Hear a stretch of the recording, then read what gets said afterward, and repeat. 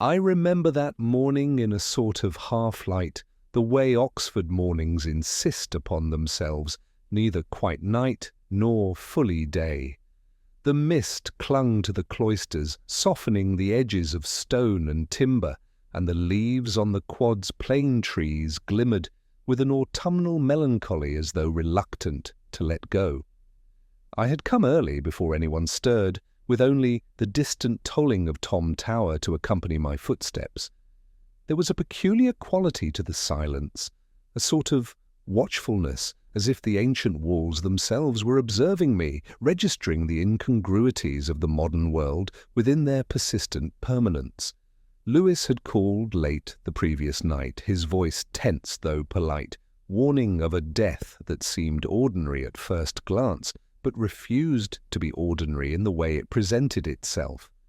A young tutor, newly appointed and enthusiastic in the usual, almost irritatingly ingenuous way, had been found in his study, locked from the inside.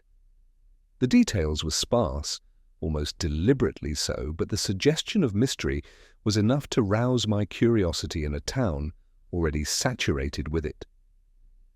I paused to observe the window panes, damp with condensation, and noticed a faint smear on one corner, barely perceptible but there, like a clue in a crossword I might one day finish. I wandered slowly toward the porter's lodge, noting the way the fog pooled beneath the arches. Each step was cushioned by the carpet of wet leaves, the sound muted but somehow insistent, reminding me of other mornings that had felt similar in their subdued foreboding. There was a small notice pinned to the gate, a recital, a lecture, nothing of consequence, and yet the neat, deliberate lettering reminded me that the ordinary often conceals the extraordinary. The porter, a man of few words and careful habits, mentioned casually that the young man had been seen late the evening before, returning from a lecture with the faintest expression of vexation, or perhaps anticipation. It was hard to say which. Such subtle distinctions were rarely noted by others, but they often mattered most. As I lingered in the mist, my mind wandered to the trivialities that sometimes betray the truth. A misquoted line from Wordsworth found in a student essay, a misplaced book in the Bodleian, a phrase repeated slightly off-key in conversation. Even the most inconsequential observation, if held patiently, could accumulate into significance. I felt vaguely that this was one of those mornings when Oxford itself was conspiring to reveal something to those willing to notice, as though the shadows of centuries had learned to whisper. By the time Lewis arrived, his brow slightly damp from the mist, I had already traced the patterns of footprints across the wet cobbles, noting the irregular spacing and a solitary set that seemed to diverge toward the river, yet returned inexplicably to the quad. Nothing conclusive, of course, merely a mental exercise to still the nervous anticipation that tends to settle in my chest before the true work begins. The young woman who served tea in the college dining hall passed by, her steps measured, her glance momentarily flickering toward the library tower as though aware of its silent significance. I filed the detail away along with the faint smell of coal and damp stone that clung to the air. It was in this liminal hour, walking among arches and shadows, that I felt the first inkling that what seemed a simple death might be anything but. The quad remained quiet, yet there was a tension that clung to the edges of the mist, a promise that the walls had secrets to keep, and that to unlock them would require patience, observation, and a willingness to attend to what most would dismiss as trivial. Somewhere in that hush, the lock that would not open had begun to whisper. I arrived at the college just as the morning fog began to thin, revealing the familiar geometry of cloisters and archways in muted relief. The study door, a polished oak with a brass handle dulled by years of careful polishing, dominated the quiet corridor. It was the sort of door that announces its presence without noise, commanding attention simply by being, and yet this one bore a quiet menace in the knowledge that it had been sealed from within. Lewis lingered beside it, fidgeting with the strap of his overcoat, his eyes tracing the edges of the panels as though searching for a flaw that might explain the impossibility. The room beyond the door seemed ordinary when viewed through the narrow crack of observation provided by the keyhole. The desk was tidy, papers stacked with a scholar's precision, the chair pushed neatly in. A single inkwell had been tipped slightly, its contents forming a thin crescent on the blotter, a detail that would have passed unnoticed, but for the obsessive attention I habitually afford such things. The young man's notebooks lay open, pages scattered as if in a final gesture of thought interrupted. There was no sign of struggle, no footprint beyond the expected, and yet the air seemed laden with a tension that resisted description, a subtle dissonance that hinted the ordinary was a mask. Lewis whispered that the master had suggested a letter might have been left, an anonymous note warning of grievance or ill will.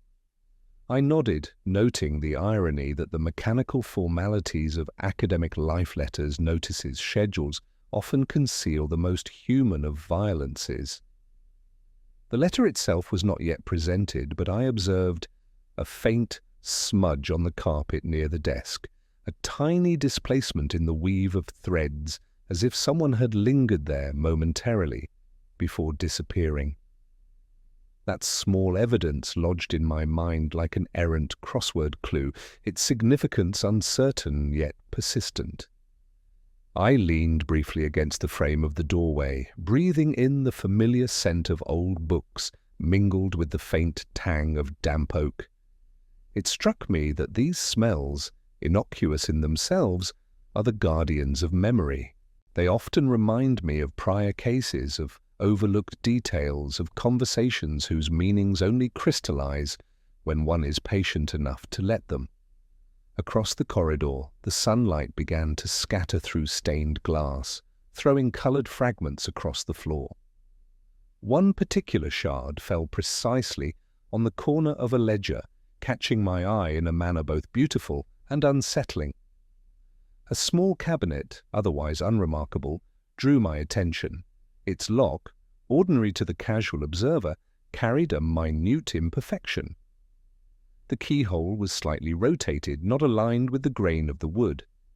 It suggested a mechanism tampered with, a lock adjusted in such a way that it could deceive the casual examiner. I made a mental note to return with the proper implements. Such subtleties rarely lie. While Lewis fussed with his notes, I traced the position of objects on the desk, inkpot, blotter, a single quill that bore a faint smudge on its nib. There was a handwritten note in the margin of one notebook, almost invisible, a single word underlined twice. I paused, reflecting on how the smallest gesture often carries the largest import, like a poet's slight misstep that reveals more than the stanza itself. It was a detail no one else seemed to notice, yet I felt it would illuminate something about intent, if not yet clarity. Time passed without urgency. I listened to the creak of floorboards above, the distant hum of early lessons, the occasional footfall echoing from a corridor unseen. And in that quiet observation, I felt the first thread of understanding the locked room, the sealed windows, the apparent impossibility. All formed a riddle whose answer would not be found in force or frenzy, but in patience, in the subtle arithmetic of human behavior and human folly. There is always a way in which none seems to exist. The trick is simply to notice which small detail has been left slightly askew. I spent the afternoon walking the worn corridors of the college, observing the scholars as they moved with a mixture of purpose and habitual repetition, each absorbed in their own private worlds. There is a peculiar melancholy to Oxford academics, a delicacy of pride entwined with exhaustion, as if every gesture carries both meaning and regret. I met the fellows in their rooms, one after another, polite and measured, each offering fragments of conversation that seemed innocuous until considered in context. One professed sorrow at the young man's death, yet lingered on the injustice of ambition, as if the grief were less for loss than for the interruption of personal narratives. The students were no less instructive. I noticed one in particular, a young woman who read at the edge of the library, her gaze both attentive and aloof, cataloguing the behaviours of those around her with a precision that reminded me that observation can be both a weapon and a shield. She spoke sparingly when addressed, yet I could discern the subtle tension in her posture, the way her hands lingered near the margins of her notebook, poised to annotate, to record, to preserve some private understanding. I suspected she knew more than she offered, as is often the case when intelligence is married to discretion. In the common room, a small gathering had formed, discussing the lectures of the morning. Words were chosen carefully, yet the inflection occasionally faltered, hinting at concealed knowledge or hidden irritation. One tutor's voice carried a tremor when mentioning the deceased's scholarship, though he recovered with practiced ease. Another offered an offhand reference to a disagreement over a classical text, its significance perhaps coincidental, yet its presence in the narrative demanded attention. I made a mental note of all inconsistencies. They were the thin threads that, when drawn together, might reveal the tapestry beneath. Amidst the conversations I discovered minor but telling contradictions, a misremembered meeting time, an exaggerated account of an evening lecture, a subtle rephrasing of a quotation from a poet whose lines had once inspired the young tutor. Each detail was like a tiny cog in an intricate mechanism, moving invisibly until the whole machine was understood. I paused to consider a half-finished crossword in the college newsletter, the clue oddly reminiscent of a line I had seen scribbled in the tutor's margin, a metaphorical alignment that seemed trivial yet too precise to ignore. As I moved from room to room, the atmosphere pressed in upon me with both weight and familiarity. The smell of chalk, the faint must of books, the rustle of papers in careful hands, all combined to remind me that human emotion often hides beneath layers of discipline and convention. I sensed jealousies unspoken, rivalries embedded in citation choices, and perhaps even resentment thinly veiled as collegiality. There were glances exchanged with barely concealed calculation, the slight tension of an eyebrow, the hesitation before a phrase was completed, all signals for those trained to read them. One of the professors mentioned almost casually a recurring dream of doors that would not open, laughter mingled with anxiety, yet offered no elaboration. Something in the phrasing, the very repetition of a literary metaphor, suggested both a preoccupation and a subconscious admission.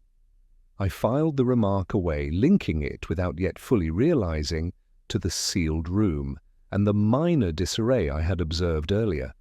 Even the smallest echo of thought can illuminate a path through the most impenetrable of mysteries.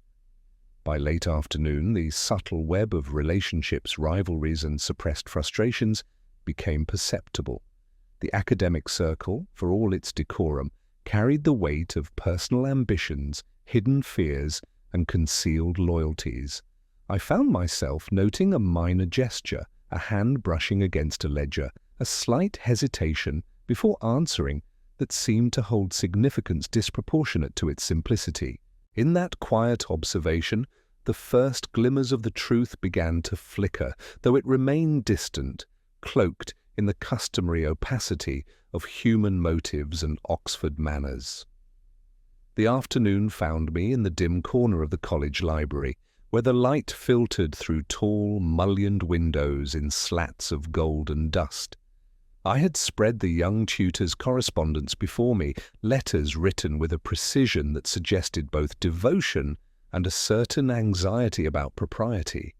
Each page bore the faint impression of thought measured carefully, yet I sensed between the lines a tension that only arises when one is troubled by circumstances invisible to the casual observer. It was in these small lacunae, these silences between words, that the first intimations of motive began to appear, delicate as a spider's thread. One envelope caught my attention, sealed but unmailed, the handwriting familiar, yet insistent, almost pleading. The content hinted at a rivalry that had begun years before, masked by the decorum of shared lectures and common rooms. A cryptic line, repeated in different letters, suggested an incident long forgotten by most, but clearly etched in memory a reference to a mislaid manuscript, an argument over attribution, and a casual dismissal that seemed too precise to be casual. I underlined the phrases mentally, recognizing the echo of a minor detail I had noticed in the corridor days before, a gesture too slight for others to interpret, but to me a flicker of meaning. The footnotes in the tutor's unpublished essay drew me next. They were meticulous, referencing classical sources with care, yet one stood out, an anomalous citation, slightly off the standard form, directing the reader to a passage in a volume of poetry that had been lost in the library fire the year before. It was as though the tutor wished to preserve a secret within plain sight, to leave a trace for anyone who might notice. I felt a familiar stir of fascination. These small inconsistencies, these almost invisible irregularities, often contain the essence of human intent. A minor contradiction emerged in the date of a letter that preceded a meeting that all others recollected as occurring later in the week. It was barely perceptible, yet for someone attuned to chronology and attention, such a discrepancy can become a fulcrum on which the entire narrative pivots. I compared it to a note in a half-finished crossword, the answer almost there but obscured by ambiguity, and felt the familiar thrill of approaching understanding without certainty. Lewis arrived, quietly observing the stacks of paper and the careful notes I had begun to make. He remarked on the ordinary nature of correspondence in such circles, unaware that the mundane often conceals more than the sensational. There was a letter, he pointed out, that seemed of little consequence, yet I noticed the faint indentation of an erased word in the margin, a subtle signal that the writer had reconsidered what they chose to disclose. It was a gesture of hesitation, human and revealing, betraying a concern for perception over truth. I set aside the letters and returned to the footnotes, tracing their references to obscure texts.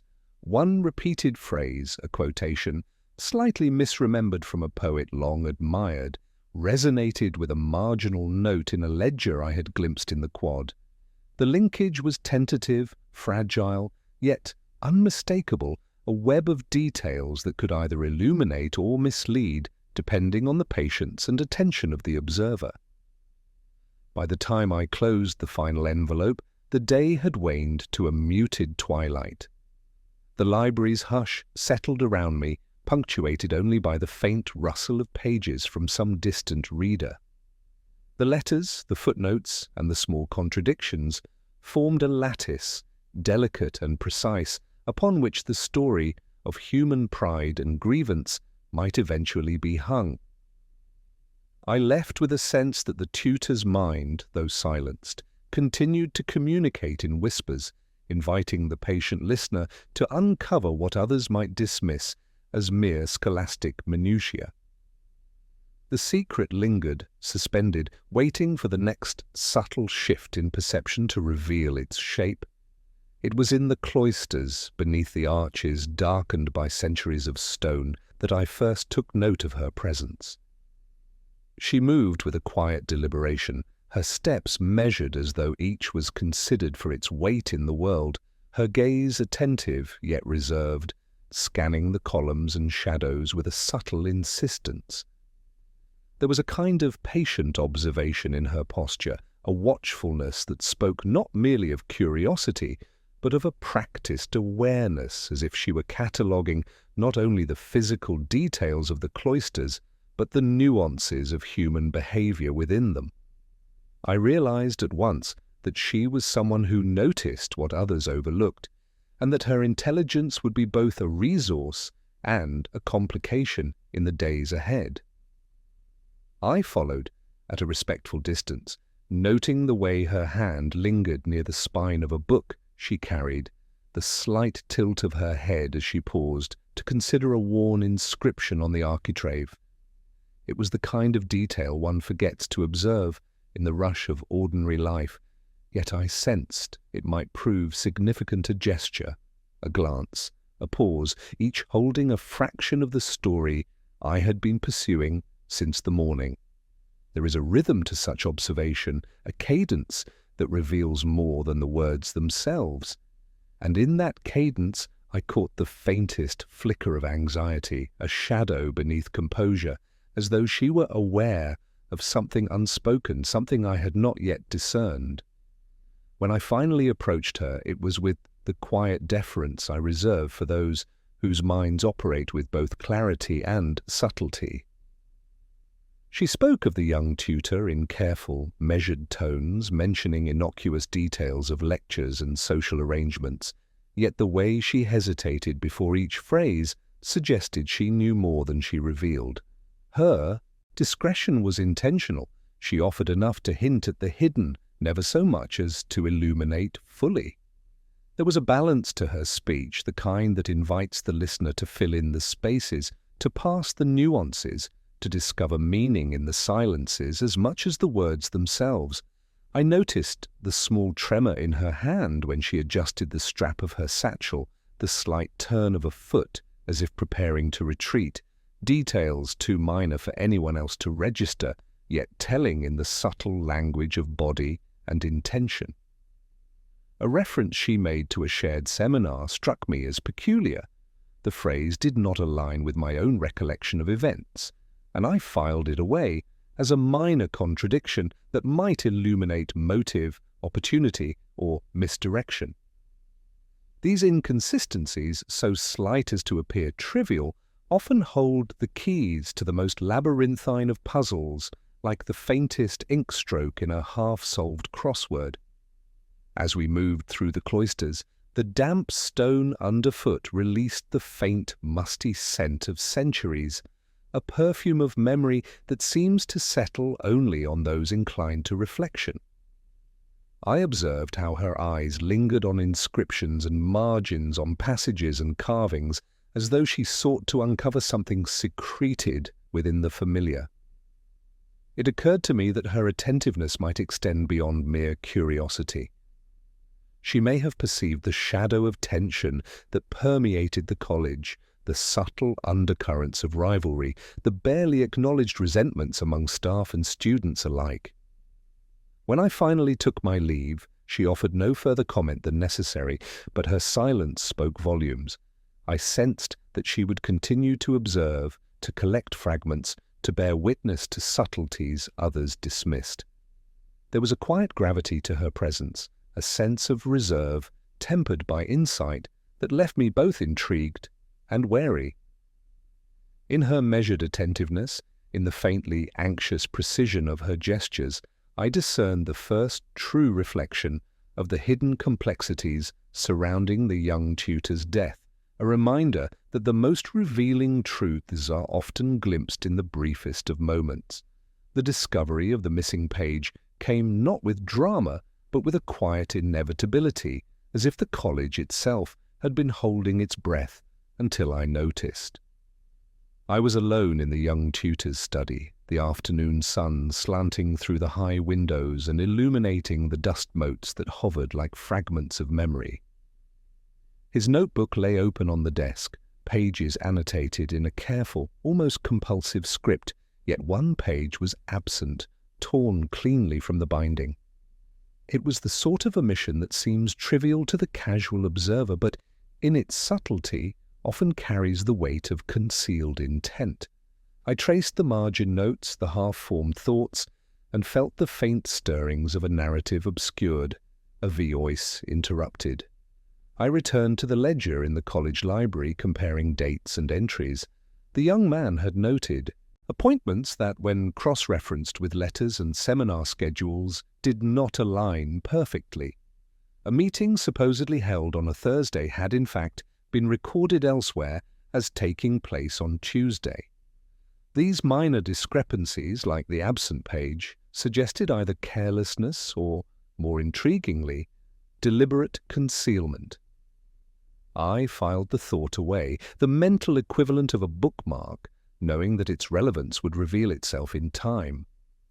Lewis arrived quietly, observing my concentration without comment. He was unsettled, as he often became when confronted with the intricate arithmetic of human behavior.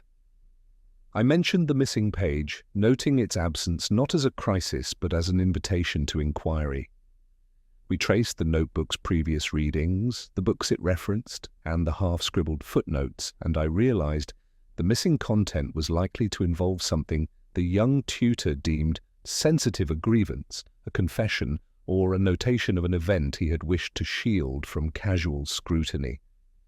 I recalled a minor conversation overheard in the corridors, one in which a colleague had spoken almost absent-mindedly about an argument regarding attribution, about whose name should appear on a paper or project. The words were easily dismissible, yet in the light of the missing page, they took on a new resonance, as if the torn sheet had been intended to record the outcome of that dispute. There was the faintest trace of ink on the desk where the page had been removed, a smudge almost invisible, suggesting that the act had been performed with both haste and care. I considered the arrangement of objects in the room, the ink pot still moist, a pen lying at a slight angle, the blotter marked with the residue of thought interrupted. Nothing overt, nothing to excite suspicion in ordinary circumstances, yet together forming a pattern that hinted at deliberate interference. I felt the familiar thrill of subtle deduction, the sensation that each small irregularity was a signpost, a clue that demanded patience and careful contemplation. The college itself seemed to participate in the concealment, its corridors and stairwells echoing with the soft footfalls of scholars, its arches refracting light in ways that cast fleeting shadows across pages and margins. I found myself reflecting on the young tutor's intent, his desire to preserve some private truth while navigating the conventions of an institution steeped in tradition. The missing page, though absent physically, remained present in implication, haunting the spaces it should have occupied. I noted, too, the overlooked gesture of the young woman I had seen in the cloisters, a hand lingering over a book, a glance that flickered toward the study door. Perhaps she had noticed the absence before I did, or perhaps she merely observed the signs of unease in those around her. In either case, her attentiveness reinforced the sense that nothing of significance escaped observation, that even a missing page could ripple outward in subtle but meaningful ways. By evening, I closed the notebook with deliberate care, the absent page a silent interlocutor in the conversation between the past and the present. The mystery deepened not with revelation, but with suggestion, and I felt the first unmistakable sense that the threads of motive, opportunity, and concealment were beginning to weave themselves into a tapestry whose final pattern remained just beyond reach, awaiting only the patient accumulation of insight to reveal its full form. The first suspect appeared entirely convincing, the kind of person whose presence exudes normality so complete that suspicion feels almost indecent. He arrived in my office unhurried, impeccably dressed, speaking in measured tones that suggested candor, if not affability. His alibi was airtight, corroborated by colleagues, and the unambiguous record of the lecture hall schedule. Yet as I watched the slight tension in his hands, the inflection of his sentences, the imperceptible hesitation before he named the hour of his return to quarters, I felt the quiet stirrings of doubt. There is a particular pleasure in such contradictions, the subtle sense that appearances are being maintained with meticulous care, and that the smallest oversight may reveal the truth. He spoke of the young tutor with polite regret, offering fragments of information regarding a seminar he had missed and an academic dispute he had observed from a distance. Everything seemed ordinary, yet I noted the repetition of a phrase, a slightly off-kilter quotation, which did not match my own recollection. a small clue, the sort one might dismiss in casual conversation, but to me it shimmered with the possibility of revelation. I catalogued it, filed it in memory, knowing that the weight of such minor misalignments often accumulates in unexpected ways. Later, I retraced his steps, visiting the lecture hall, the library corridors, and the common room, where he claimed to have spent the majority of his afternoon. Every observation conformed to the narrative he had supplied, the evidence aligning so neatly with his story that I was tempted to accept it outright. Yet something lingered in the periphery of my attention, a slight smudge on a ledger, a misaligned page in a student notebook, the faint indentation of a pen where none should have been. Minor, almost invisible details, but in them lay the first glimmers of inconsistency, subtle echoes that hinted at misdirection. I paused in the cloisters, observing how he had moved, retracing gestures I had only noted in passing before. His path was logical, deliberate, precise, and yet there was a rhythm to his steps, a small irregularity that suggested conscious manipulation. I recalled a half-finished crossword from the college newsletter, a clue that had seemed trivial until now, and realized that misdirection, like a cleverly constructed clue, can satisfy the intellect while concealing intent. It was an art of deception, executed with quiet sophistication. By mid-afternoon, the narrative seemed airtight, yet I remained skeptical. Lewis noted my hesitation, remarking on the apparent simplicity of the case if one were inclined to trust what was presented. I only smiled, aware that simplicity is rarely the refuge of truth in matters involving human pride and intricate relationships. I examined the ledger again, the alignment of names and times, and discovered a minor anomaly. A misdated seminar entry, an inverted number that, while insignificant to most, suggested a deliberate adjustment. A small thread, yet enough to suggest that the truth might lie elsewhere. Even as the suspect departed, reassured by the seeming vindication of his story, I remained attentive to the subtleties that only the patient observer perceives. The absence of overt evidence can be as telling as its presence, and the elegance of deception often resides in how convincingly it satisfies expectation. I reflected on how human behavior, even when carefully controlled, reveals its own poetry, a rhythm of gestures and omissions that betrays more than words could convey. By evening, the false lead had settled into the background of the case like a misplaced note in a familiar melody, satisfying to the casual ear, yet discordant upon closer scrutiny. I knew that in the quiet spaces of observation the pattern would begin to reveal itself, and that this suspect, though seemingly exonerated, had nonetheless offered me a lesson. The smallest, most innocuous detail can eventually illuminate the most convoluted of puzzles, provided one notices it patiently, without haste, and with a mind attuned to subtle irregularities.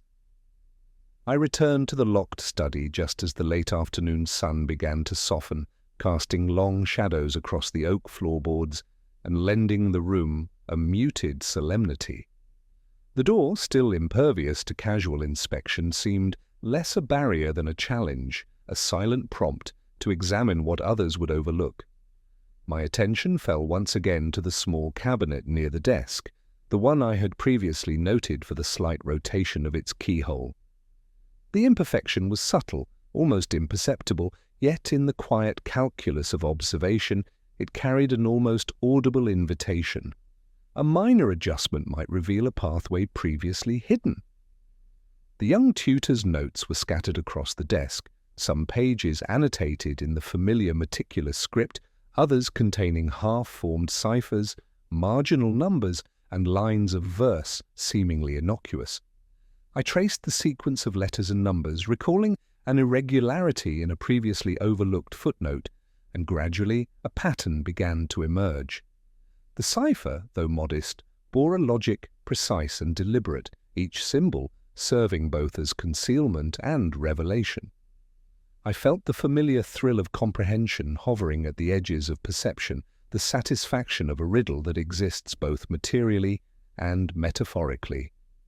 I recalled the misquoted line from the poet I had seen earlier, and a small, nearly forgotten detail about a page number that had been referenced incorrectly. These minor inconsistencies, once dismissed as carelessness, suddenly aligned with the cipher in a manner that suggested intention, a deliberate hiding of meaning in plain sight. It occurred to me that the young tutor had anticipated scrutiny, had constructed a small labyrinth for anyone patient enough to notice the slight misalignments in his annotations. Lewis appeared at the doorway, his expression a mixture of curiosity and mild impatience. I observed the tilt of his head, the way his gaze lingered on a particular line of verse. I mentioned the cipher, explaining that it was less a cryptographic challenge than an intellectual breadcrumb, meant to reveal a sequence of thoughts rather than a literal message. He nodded, though the depth of his understanding remained tentative. Some insights, I reflected, are best encountered quietly, without interruption or expectation. Returning to the cabinet, I applied a careful adjustment to the keyhole, a fraction of a turn that seemed inconsequential, but which, in its precision, allowed the mechanism to yield. The drawer slid open with a whisper, revealing a folded piece of parchment, the edges worn and the ink slightly faded. The cipher aligned perfectly with this hidden note, confirming the significance of the numerical and alphabetical sequences I had observed. It was a revelation that carried both elegance and melancholy. The secret had been there all along, awaiting only attentive perception. As I examined the contents, a memory surfaced of the young woman in the cloisters, the way her hand had lingered over a book, the flicker of attention in her gaze. I wondered if she had glimpsed some of this subtlety, perceived the hidden order beneath the ordinary surfaces of the college. The thought brought a faint echo of caution. The most careful observers are not always the ones who speak, yet their awareness can shape the unfolding of events in ways unnoticed until much later. The light waned further, softening the contours of the room and deepening the shadows around the desk and cabinet. In that quiet, I realized that the combination of key and cipher represented more than mere mechanism. It was an articulation of intention, a deliberate act of concealment and revelation, and a reminder that truth in such matters is never immediate, never obvious. The subtle gestures, the overlooked details, the carefully structured irregularities, all coalesced into a single, patient narrative, one that required both attention and reflection to comprehend fully.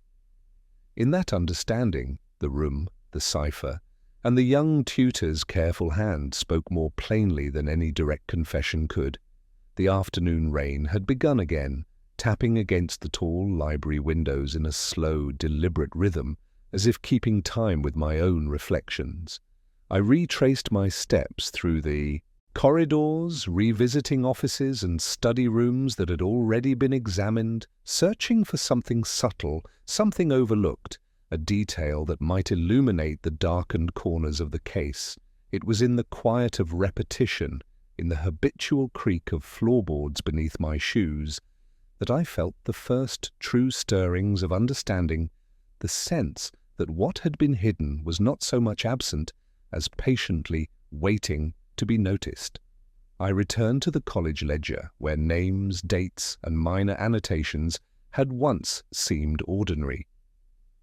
Upon closer inspection, a pattern emerged, a set of entries slightly out of sequence, inconspicuous at first glance, yet when compared with seminar notes and library borrowing records, they suggested the presence of a visitor previously unnoticed. There was a subtle arithmetic to the alignment of times and signatures, as though someone had manipulated their recorded movements with the care of a musician adjusting a delicate score.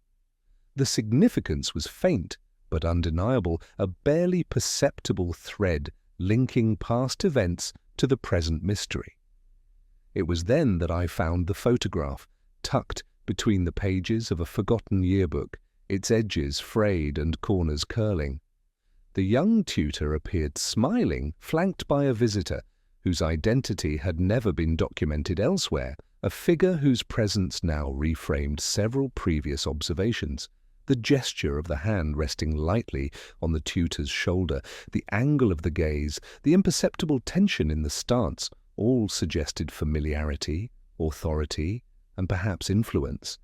I considered how such a moment, captured yet long unremarked, might inform motive or opportunity. Small human interactions often leave traces more revealing than any overt confession. Lewis joined me quietly, leaning over the ledger as I traced the sequence of entries. He noted the minor anomalies, the inverted numerals and marginal notes that had previously seemed trivial.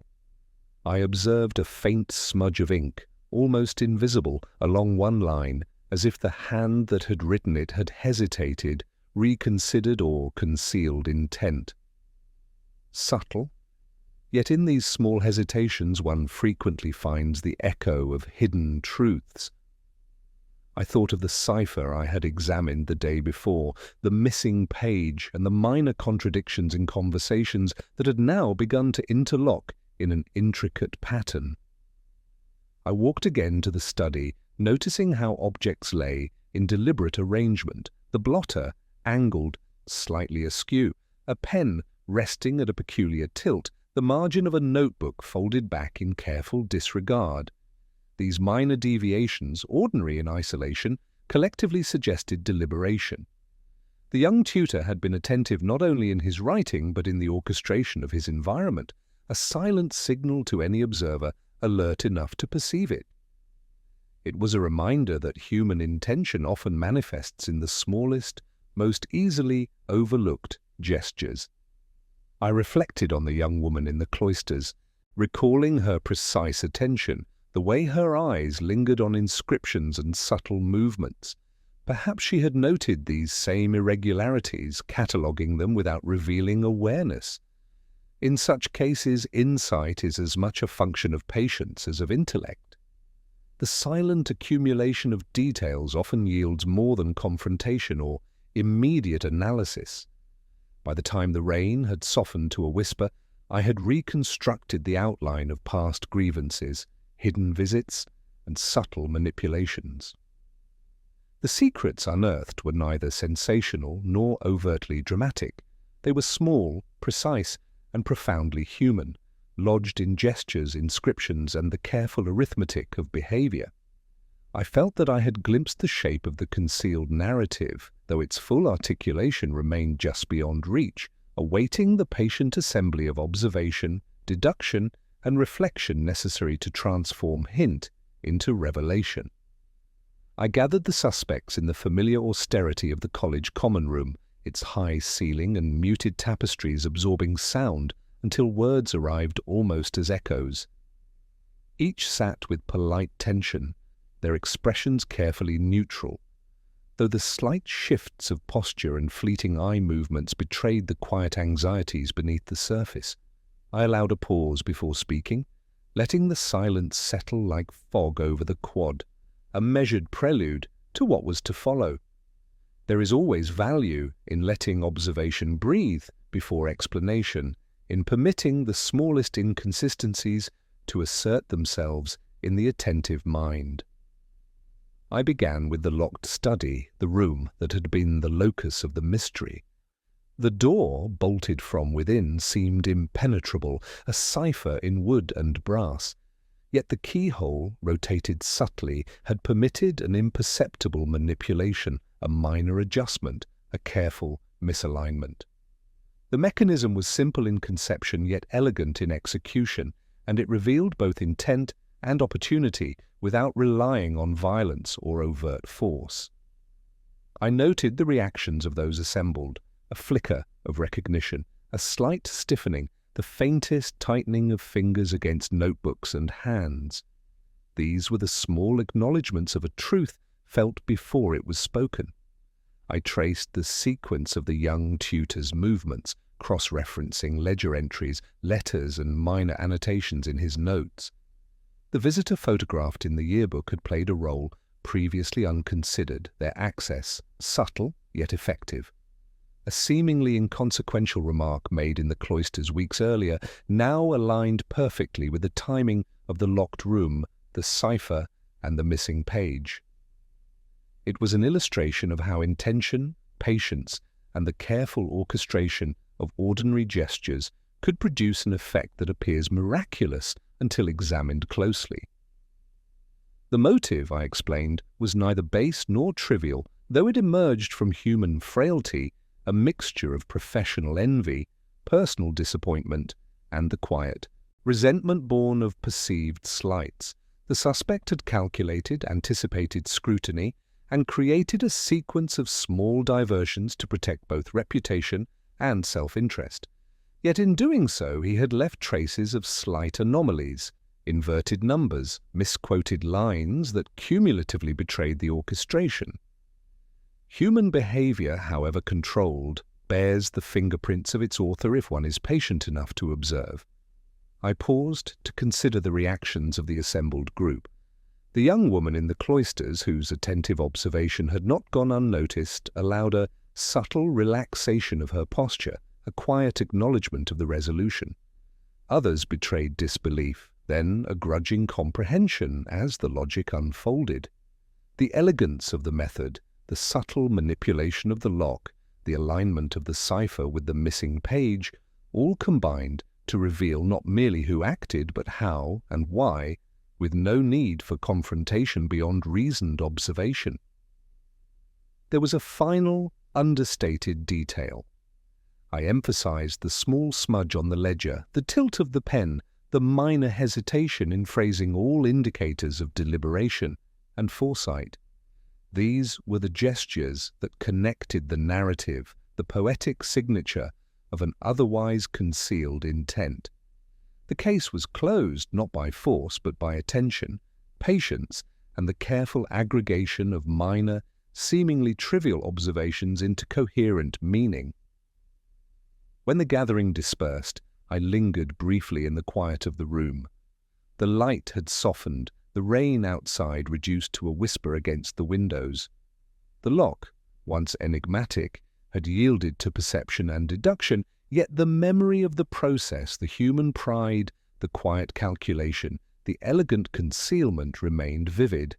There is a satisfaction in such closure, tempered by the recognition that human complexity, even when revealed, continues to carry subtle shadows and unanswered questions, leaving the mind both illuminated and restless in the silence that follows.